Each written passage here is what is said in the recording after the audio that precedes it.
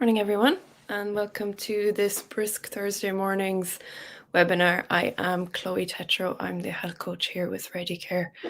And for today's topic, we are going into the festive season with a look at creating our own traditions. So, what do I mean by creating own traditions? So basically, one of the things I hear a lot when I'm chatting to people in and around the Christmas season is that they kind of have this block around it, or this almost this fear of what's coming around the horizon, primarily based around the fact that they would acknowledge that in and around the festive period there are particular traditions, habits, behaviors that would be kind of counterproductive to an individual's long-term trajectory in so far as where they want to be with their health goals. So oftentimes it can be kind of deemed as this roadblock obstacle, this thing to overcome, which is kind of grim. And basically, I just wanted to take today to have a quick look at how to really kind of harness the power of tradition, the power of basically long generational habits, to really bolster and help an individual to create more space around what's important to them, what they value, and for that to be in line with their well-being, their health, their something that's not going against all of that, but really is moving in tandem with it.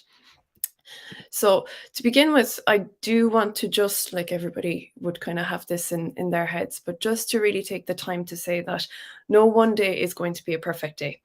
And I know some of you will come back and say, oh, my wedding day, amazing, fairy tale come true, etc. But really at the end of the day, there is no such thing as a perfect day. We're all human beings. We are imperfect, and really sinking into that imperfection is the way that it relieves some of the pressure that can be associated with a single point, a single day. I think, especially in the kind of cultural psyche around Christmas time, there's a lot of oh jeepers, kind of hallmark, perfect season, perfect family, perfect outing, perfect meal. And I think as human creatures, we're driven to a drive to want to ameliorate for, we want more for ourselves, we want better for ourselves. So it's perfection is something to have over here loosely, and as something to aim for, maybe. But it's never really an attainable state, and removing some of that pressure around what a perfect day is, and being intentional around, okay, it might not be perfect, but these are the things that are meaningful. And when we imbue a particular event with things that are meaningful to us, we'll enjoy it a lot more. We'll be more relaxed. We will, feel like we're sitting in a much more authentic space with things, because whatever is being enacted around us is mirroring and reflecting what is intrinsically important to us as individuals. So what do you value most? And that's something that I kind of hammer home quite a bit, because, the literature out there shows that if we can identify what it is that we value, if we can identify what it is in our lives and in particular events and scenarios that we find meaningful, we are way more likely to experience those things positively. We're way more likely to find fulfillment from them. We're way more likely to produce things like serotonin, things like endorphins, things that keep us happy, things that keep us grounded in the moment. And really, it is kind of moment by moment. We have a short span of experience, so making sure that the experiences that we fill our lives with are things that we do value, things that we do find meaningful, is exceedingly important. So you can kind of take that life model, let's say, from, like, I talk about this primarily through a kind of coaching model on a personal level, but as a good tip going forward, if you have any event, if you have, even things like presentations, even things like particular single events. If you want to really make the most out of that experience, if you want to really fill that, find out what is meaningful about that experience. Find out what are the key pointers. So for the holiday season, ones that we hear a lot are things like family time, things like fun, connection, maybe commemorative of somebody that might not be there anymore. Taking time to be together. Sometimes it's just totally unplugging. For some people, they've had a really busy work year, and for them, the thing that's most important is unplugging. So firstly, find out what those things are and maybe jot them down or just keep them in mind, and think of situations where you can make more space for those things. So things like, let's say, family time.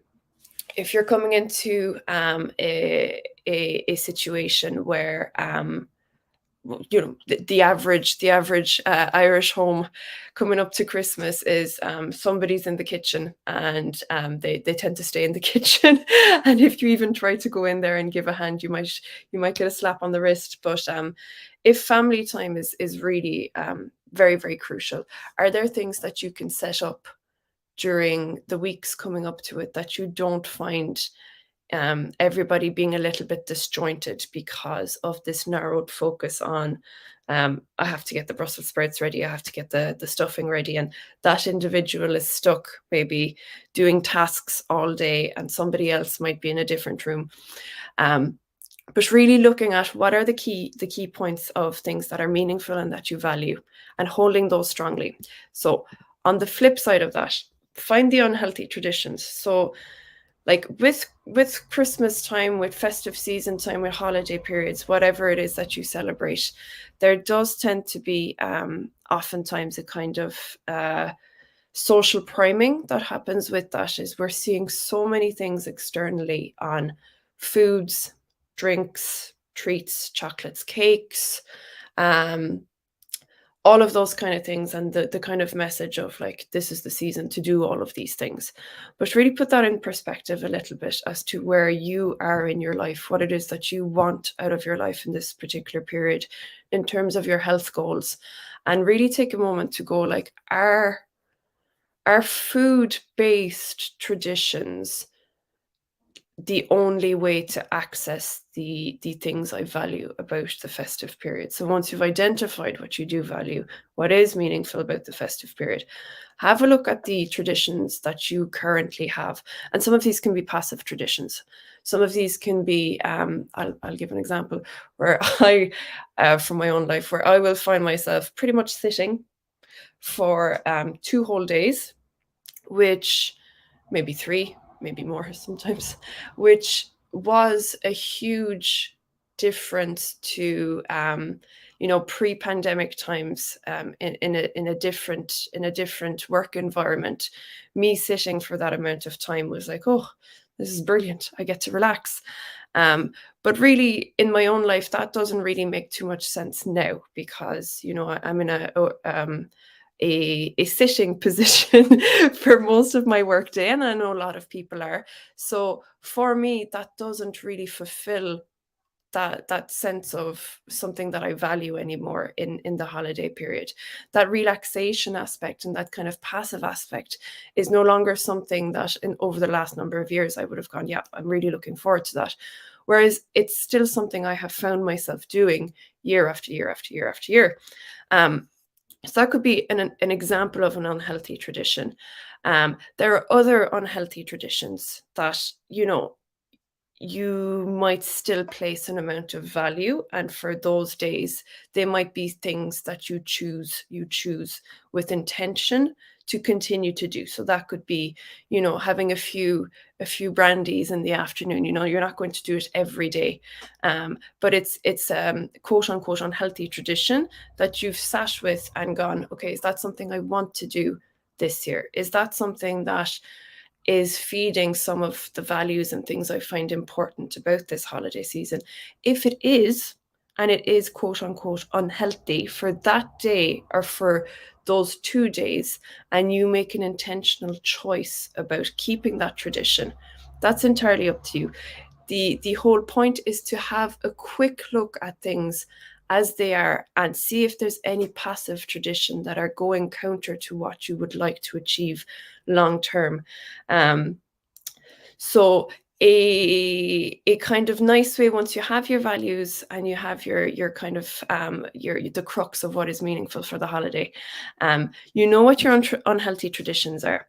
Are there ways that you can make space for what is important to you within that festive period in a way that maybe replaces or is an addition to some of the unhealthy traditions? So going back to my example of sitting, family time is massive for me around Christmas time because I get to see members of my family that might live in other countries. So where sitting might have been really rewarding for a few years, that doesn't really make sense for me as something that's intrinsically valuable anymore. Family time still is. So, is there a new tradition that I can add this year?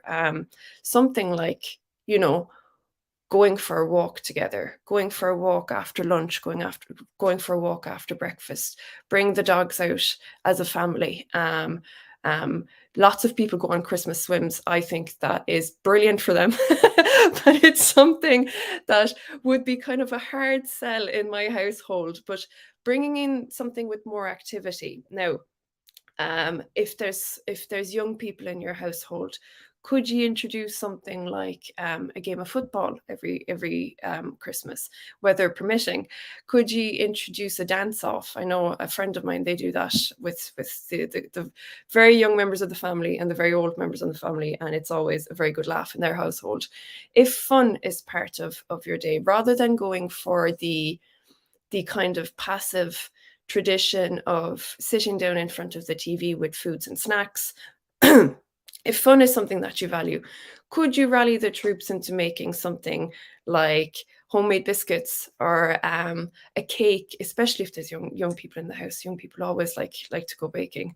Um, is there something you can do together that will feed healthy habits that you are looking to bring in and keep in your life, and also bringing the elements of fun, also bringing the elements of connection, of making something together?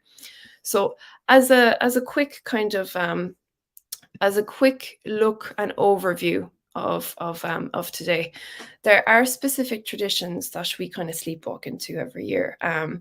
There are, and a tradition as well can be something like getting chronically stressed. Is there a need for it? Is that perfect day ever going to materialize? Is the stress environment causing breakdowns in the things that you value? Is it causing breakdowns in connection? Is it causing breakdowns in your ability to relax and have fun? So really taking a look at what it is that you bring into your festive period every year, consciously and maybe not so consciously. Are there ways that you can pinpoint what is truly important to you, what is meaningful to you? Are there ways that you can make more space for those things in your day, in your festive period, that will support your health goals? Are there ways that you can trade out some of the unhealthy traditions for things that will support you towards health and well-being? And as always, do not forget to have fun. That's the big one for that. I hope you guys found that a little bit helpful, or that could fire off some ideas of creating some new traditions in your own family, or just for yourself going into the festive period. Have a lovely time if I'm not chatting to you before then, and Andrew will be back next week. Bye.